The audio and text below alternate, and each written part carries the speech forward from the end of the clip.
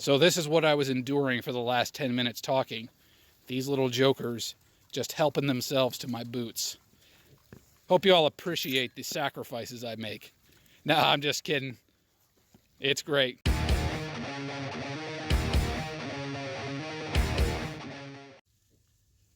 Hey everybody, how we doing today? So took a couple days off from the daily briefing. Family came back from vacation in Texas, had some stuff going on. Just didn't get to it, but here I am. We're back out in the field, and what I wanted to talk about today, someone posted in our Facebook group, Farm Builder Entrepreneurs, the kind of classical question that people will ask to stimulate some discussion. What is the one thing that you could tell yourself or do differently or change if you were to, talk to your pre-farming self, back when you were a sane person? And what I put is, it's a question I've thought about before, and thought, what would you change? Would you go back and, I would spend money on this, or I wouldn't do that, or I would buy more property, or I would, make this decision differently?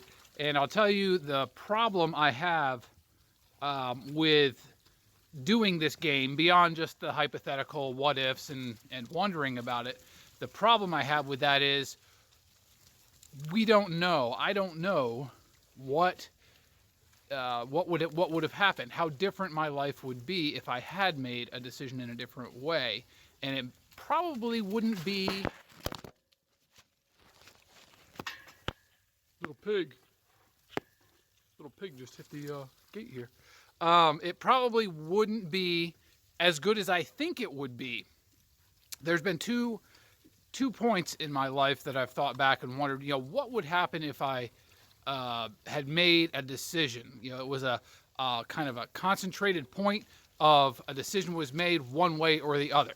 And I'll share one of them with you guys.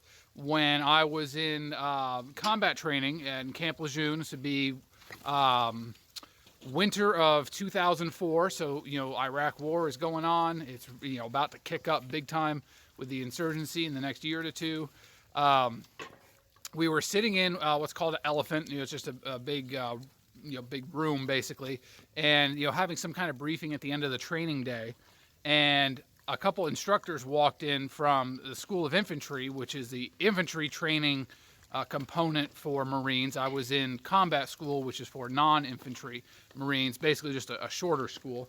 They walked in and they said, "Hey, we have 6 slots for infantry guys. Do any of you want to come over?" And going infantry is something I had thought about when I was joining. Those slots actually fill the fastest in the Marine Corps of any, surprisingly, and those contracts weren't available.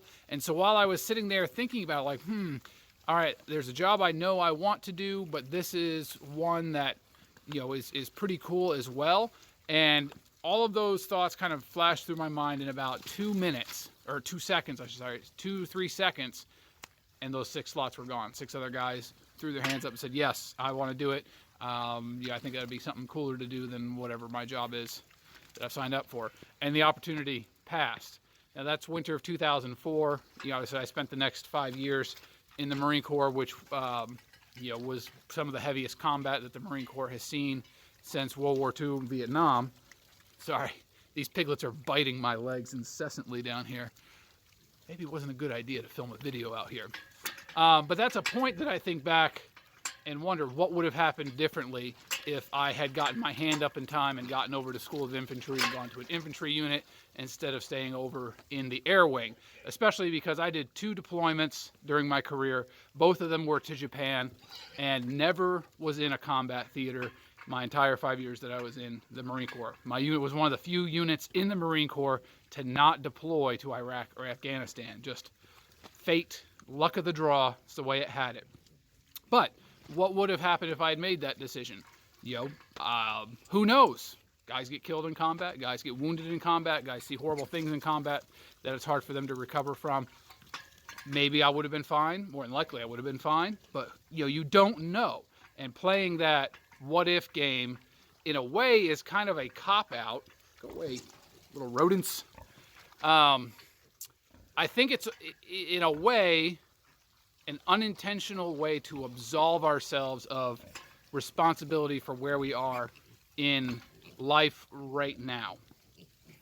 Whatever position you are in life, with few exceptions, is the result of the decisions and the accumulations of those points over your life.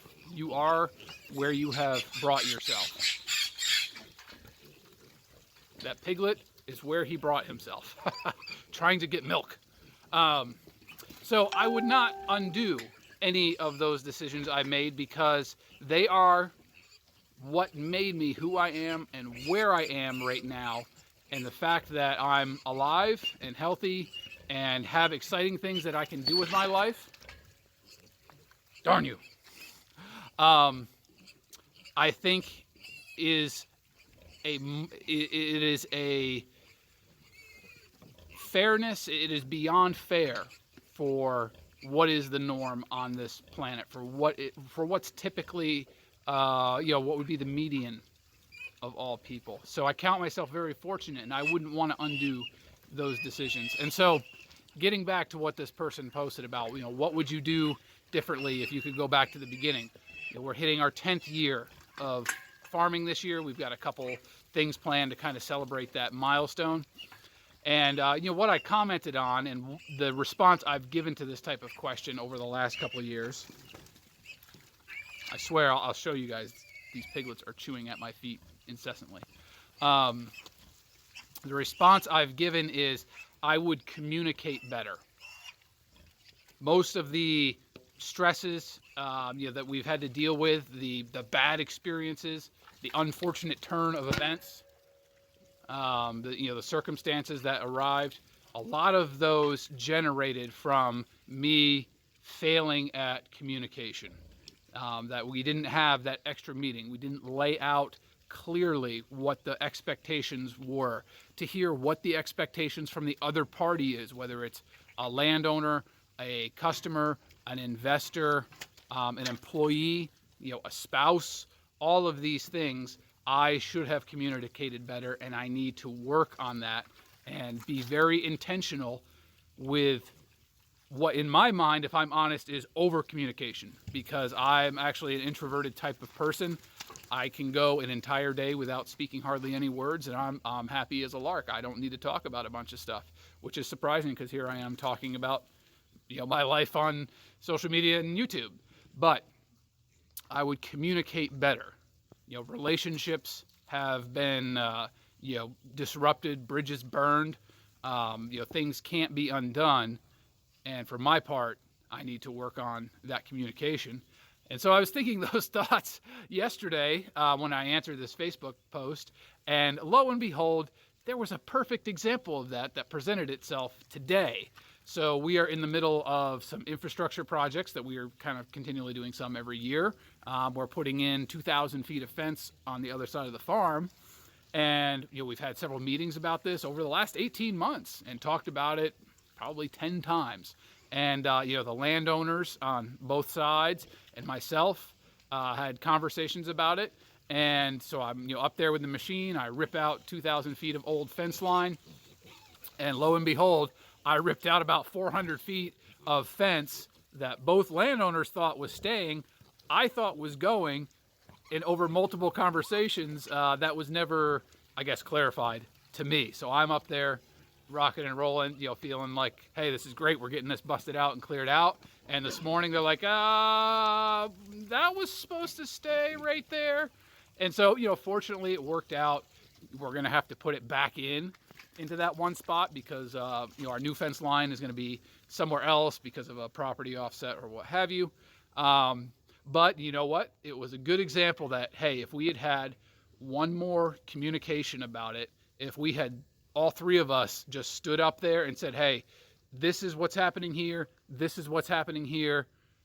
Does that sound right to you? Does that sound right to you? Do I understand what you two are expecting? We would have avoided this little situation. So it was fine. No one's mad or anything like that. But it stuck in my mind. We were standing like, damn it. I was just posting about communicating better about this yesterday, and here it is kicking me right in the butt. So clearly it's something I need to keep working on.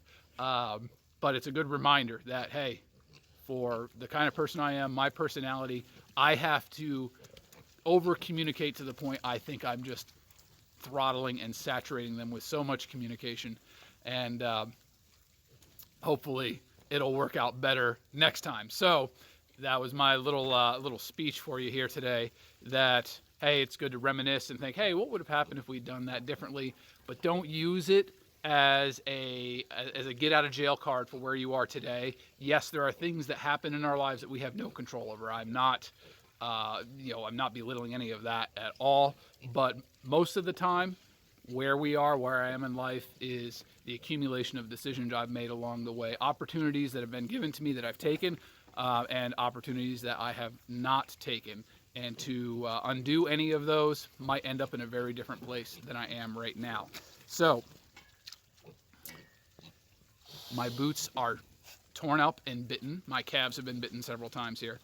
But take what you will from what I've said here, apply it. For me, communicating better, communicating clearly, communicating concisely, the basics is what I'm trying to do. And so until next time, guys, we'll see you around. It's supposed to be 70 degrees tomorrow. Maybe it'll melt off all the snow and actually be kind of warm. Look forward to seeing some of you guys next week for the boot camp coming up. If you can't make this one, we've got some more coming up in the year. So check out the website about that. Haven't plugged that much, but it's up and going, farmbuilder.us. Poke around, see what you give me some feedback on it. And until next time, get after it and take care.